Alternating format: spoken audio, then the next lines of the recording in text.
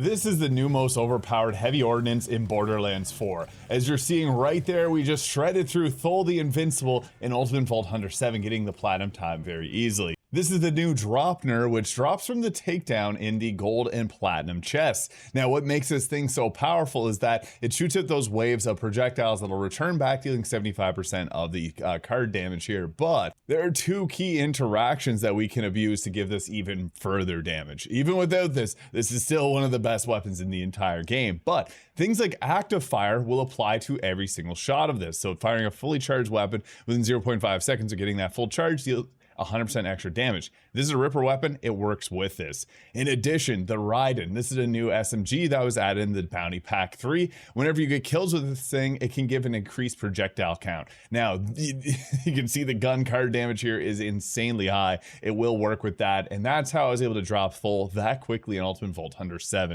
And even without all of that, this is still very strong. And you can test this for yourself by going into photo mode at the Bones of Sanctuary here and firing it off with and without the active fire firmware. And for a more practical way, I'll take off the active fire here. The charge rate also does apply to this too, so active fire is the best firmware to use if you want to run this weapon. And here's what it looks like without the active fire. So still insane amounts of damage. Your best odds with this weapon are to shoot it near the feet of the enemy so that it's able to get those ricochets a little bit easier. And here it is with the active fire firmware, so you can see it's doing a lot more damage there. And yeah, you can see active fire plus the Draupner will drop any boss. And with the Raiden, you can take things up another level here, because if there's a mob in the arena, you're going to get these white projectiles here. You'll see it by your health bar. You do have to have this weapon out in order to be able to grab those. And it is a little bit buggy from time to time, but basically whenever you take out enemies, grab these projectiles here. Sometimes you do have to interact with them. It's going to give you additional projectiles on this thing here, which will then burn through enemies' health bars even faster, as you're seeing there. So you can scale this thing to the moon. Active fire and Raiden are the best supports here, making Amon honestly